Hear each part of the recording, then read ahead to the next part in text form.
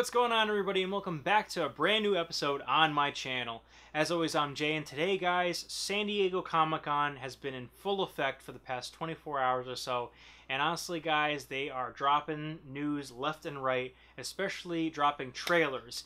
And today I wanted to talk to you about one of the trailers that stuck out to me for an upcoming TV series in the DC Entertainment Universe, which is Titans, which is the adaptation of the Teen Titans comic books and show that is going to be live action, including the likes of Robin, Starfire, Raven, and some other heroes as well.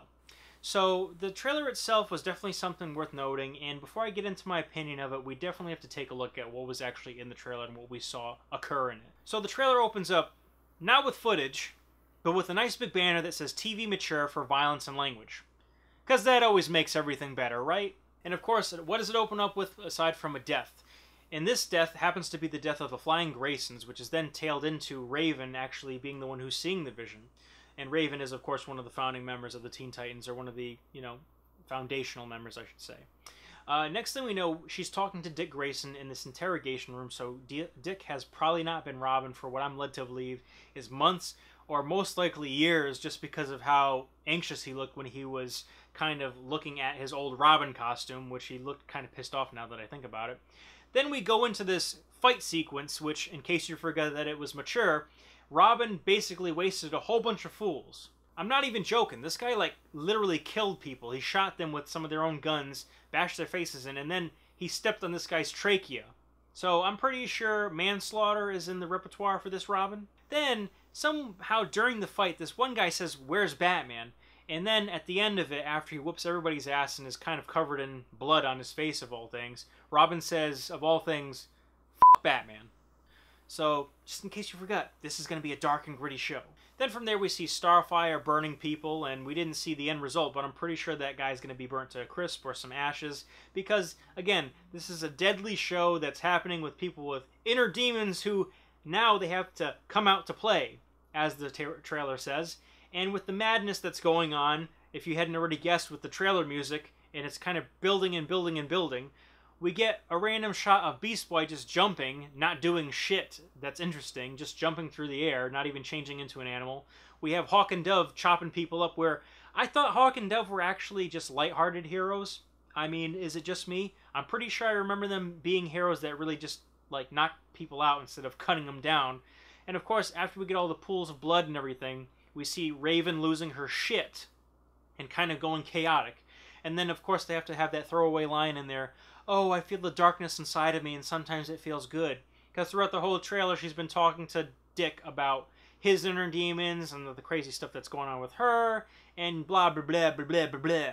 Riverdale meet superheroes, and some death and fighting and killing in the trailer for you, just to mix it up. Yeah. Overall, guys, I'm not impressed. I'm not impressed. And I was one of the people that really appreciated the Snyderverse. So, Batman v Superman Director's Cut, thumbs up. Man of Steel, thumbs up. Justice League, not so much. Still hoping on that Snyder Cut. But, all in all, guys, this really does seem like bad comedy. It seems like a bad parody of what the Snyderverse had as far as violence and action in it. And I don't even know if this is connected to that. I really don't. I hope it's not, because then that just sullies the reputation of that specific universe, which I actually grew to appreciate and like more so, or even more, adding insult to injury rather than the Justice League film did in many aspects. What happened to a good wholesome, well, not wholesome, but kind of a show that didn't need to go into those dark corners, those dark reaches?